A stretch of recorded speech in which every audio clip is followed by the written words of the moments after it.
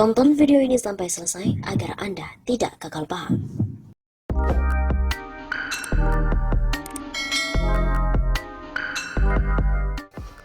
Kebobolan terbesar bangsa ini dimulai dari mereka yang memilih Jokowi jadi presiden. Kata netizen di akun Twitter @uyokpe. Kebobolan terbesar bangsa ini dimulai saat Jokowi dipilih jadi presiden. Ya, mungkin Anda boleh setuju ataupun tidak setuju dengan pernyataan itu. Namun, Anda bisa berpikir, apakah negara ini semakin maju atau semakin terpuruk? Apakah pemimpin negeri ini semakin peduli dengan nasib rakyatnya atau malah sibuk dengan agenda dan juga kepentingannya sendiri? Kenapa malah sibuk pindahin ibu kota dengan dana triliunan? Apakah merupakan kebutuhan mendesak, genting, sehingga ibu kota harus dipindah? Apa tidak ada hal genting dan juga penting terkait dengan nasib rakyat? Apakah pemindahan ibu kota hanya untuk menjadikan Ahok pimpinannya? Untuk kepentingan siapa pindah ibu kota? Rakyat atau kepentingan pribadi dan golongannya? Lalu untuk kepentingan siapa Omnibus Law? Rakyat atau para cukong? Lalu bagaimana dengan mega skandal korupsi Jiwasraya? Bagaimana dengan utang negara yang semakin meroket? Dan hal ini juga ditimpali komentar dari akun Twitter lainnya @goodjanuary. Dan mungkin inilah yang bisa disebut sebagai kebodohan terbesar Republik ini. Mungkin saat beberapa yang lalu ada akun Instagram yang membahas tentang satu pertanyaan, yaitu intinya penyesalan pada orang lain yang telah memilih Jokowi pada Pilpres 2019 kemarin. Ya, bisa dipahami, penyesalan itu pasti datang dari keputusan-keputusan yang akhir-akhir ini menuai dari reaksi dari publik. Tapi, perlukah menyesal atas pilihan tersebut? Ya, saya pribadi akan menjawab, seharusnya tidak perlu disesali. Karena memang tidak ada gunanya untuk menyesali atas apa yang sudah dipilih. Seharusnya, sebelum memilih, kita bisa lebih bijak dalam mengambil keputusan untuk memilih Jokowi sebagai presiden. Sebelum pencoblosan, tentunya kita semua ini diberikan waktu untuk menimbang, membaca, menilai, menerka, mempelajari sebelum akhirnya untuk memutuskan. Pada masa sebelum hari H itulah momen-momen penting untuk semua rakyat memikirkan matang-matang. Apakah calon yang dipilih merupakan calon yang tepat? Apakah yang dipilih akan memuaskan kita semua? Dan yang perlu diingat, tidak ada satupun manusia di dunia ini yang sempurna.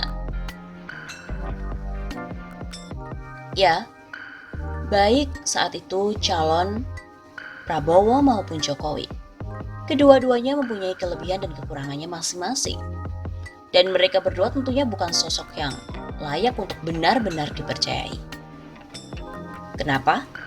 Karena hal ini merupakan politik. Dalam dunia politik ada banyak sekali kepentingan dan juga terdapat banyak kontrak politik. Sebagai pemilih, sebagai rakyat, janganlah terlalu polos. Seharusnya bisa berspekulasi, menerka. Sekiranya akan seperti apa sih wujud dari calon yang bertarung? Kita juga tidak boleh melupakan orang-orang yang berada di belakang calon-calon tersebut. Karena pada sejatinya, orang-orang di balik kedua calon itu yang mendapatkan untung dari investasi yang mereka lakukan. Jadi, jika seorang rakyat mengharapkan sosok presiden yang sempurna, sangat-sangat mustahil. Presiden bukan satu-satunya yang berhak untuk menentukan arah serta kebijakan bangsa ini. Karena masih ada kekuatan-kekuatan lain yang berhak mengambil serta menentukan arah kebijakan masa depan Indonesia. eksekutif, legislatif, yudikatif, merupakan tiga lembaga yang terkadang saling berlawanan, terkadang saling tarik-menarik, dan hal itu tidak bisa kita lupakan begitu saja. Kita semua tahu, Presiden merupakan panglima tertinggi Indonesia. Tapi jangan salah, meskipun Presiden sebagai panglima tertinggi, masih ada pula pihak legislatif yang menyusun perundang-undangan. Masih ada yudikatif yang bisa mengadili satu kebijakan atau undang-undang. Nah, jika ketiga-tiganya ini terkadang tarik-menarik, tidak sepaham, tentu kebijakan yang dihasilkan juga tidak sempurna dan juga tidak memuaskan. Bicara masalah menyesal, ya seharusnya nggak perlulah disesali. Sebagai makhluk yang berpikir seharusnya sudah siap atas konsekuensi yang nantinya akan ditanggung.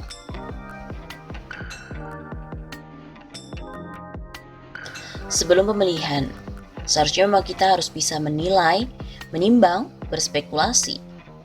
Harus menciptakan sebuah paradigma di mana kamu mulai memang sosok pemimpin yang dibutuhkan oleh Indonesia. Tentunya dengan berbagai penilaian yang dilakukan. Ya mungkin ketika ada rakyat yang merasa menyesal atas pilihannya terhadap Jokowi, kemudian dia mengeluarkan kebijakan yang tidak pro terhadap rakyat miskin. Ya seharusnya kita juga bisa menebusnya dengan mengkritik kebijakan-kebijakan itu. Kita lihat saja orang-orang yang berada di belakang Jokowi.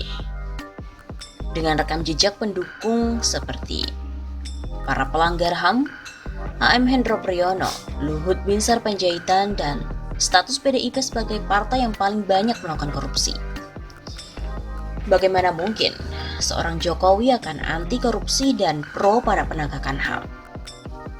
Sama saja seperti mencoba untuk menegakkan benang basah. Mustahil dan juga mimpi. Memang tak perlu waktu lama untuk membuktikan kebenaran dari prediksi kita.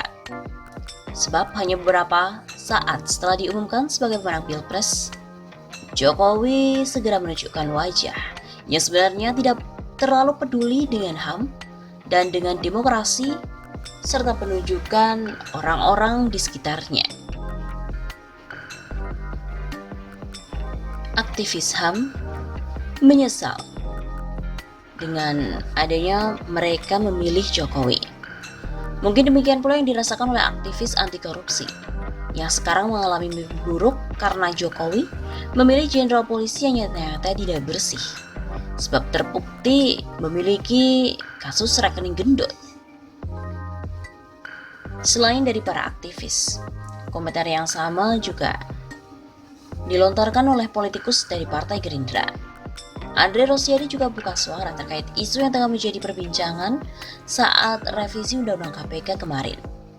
Bahkan ia juga menyoroti protes yang dilayangkan oleh seorang aktivis kepada Presiden Jokowi karena telah memberikan keputusan itu.